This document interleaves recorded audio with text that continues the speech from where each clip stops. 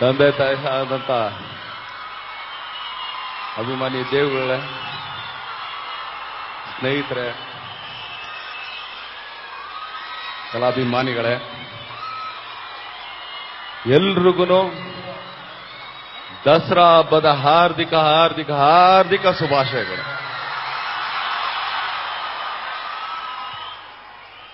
ಮೈಸೂರು ಜನಕ್ಕೆ ಆಕ್ಚುಲಿ ದಸರಾ ಬಂದ ತಕ್ಷಣ ಒಂಥರ ಆ 9 ದಿನ ಅದು ಹೆಂಗಿರುತ್ತೆ ಅಂತ ನಮ್ಗೆ ಗೊತ್ತದು.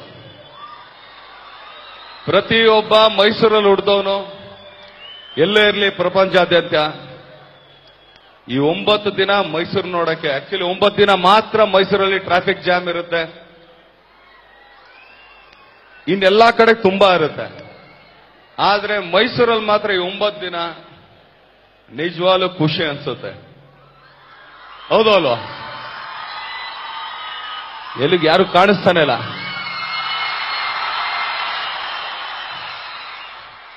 ಯುವ ದಸರಾ ಅಂದ್ರೆ ಹಿಂಗಿರ್ಬೇಕು ಆಕ್ಚುಲಿ. ಸರ್, ಆಕ್ಚುಲಿ ಅವರೆಲ್ಲರೂ ರಿಕ್ವೆಸ್ಟ್ ಮಾಡ್ತಾ ಇರೋದು, ಬಿಕಾಸ್ ಅವಾಗಿಂದ ಹೆಣ್ಮಕ್ಳು ಒಂದೇ ಹೆಸರು ಜಪ ಮಾಡ್ತಿರೋದು ಸರ್, ದರ್ಶನ್ ದರ್ಶನ್ ಅಷ್ಟೇ. ಅವ್ರದ್ದು ಒಂದೇ ಒಂದು ಆಸೆ, ದರ್ಶನ್ ಅವರು ಹೊಸ ಲುಕ್ ಅಲ್ಲಿ ಬಂದಿದಾರ, ಲೈವ್ ಆಗಿ ಒಂದೇ ಒಂದು ಡೈಲಾಗ್ ಕೇಳಬೇಕು ಅನ್ನೋದು. ವಯಸ್ಸಾಗೋಗಿದೆ ಅಂತ ಹೇಳ್ತಾ ಇರೋದು ಆಗಲ್ಲ ಸರ್.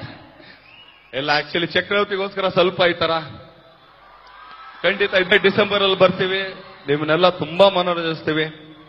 ಅದರಲ್ಲಿ ತುಂಬಾ ಒಂದು ತರ ಬೆಳಗಾನೆ ಇದೆ. ನಾನಿದ್ದೀನಿ, ಸುಜಾ ಇದ್ದಾನೆ, ನಮ್ಮ ಕುಮಾರ್ ಬಂಗಾರಪ್ಪ ಇದ್ದಾರೆ. ಆಕ್ಚುಲಿ ಇವತ್ತವರೆಗೂ ಮೀಡಿಯಾದಲ್ಲಿ ಅನೌನ್ಸ್ ಮಾಡಲಿಲ್ಲ, ಇವತ್ತು ಹೇಳ್ತಾ ಇದ್ದೀನಿ. ಇಲ್ಲಿ ನಮ್ಮ ಯುವ ದಸರಲ್ಲಿ ನಮ್ಮ ಮೈಸೂರಲ್ಲಿ ಆ ಸಿನಿಮಾದಲ್ಲಿ ಹೆಚ್ಚು ಕಮ್ಮಿ ಇಲ್ಲ ಅಂದ್ರೆ 9 ಜನ ಹೀರೋಗಳಿದ್ದೀವಿ.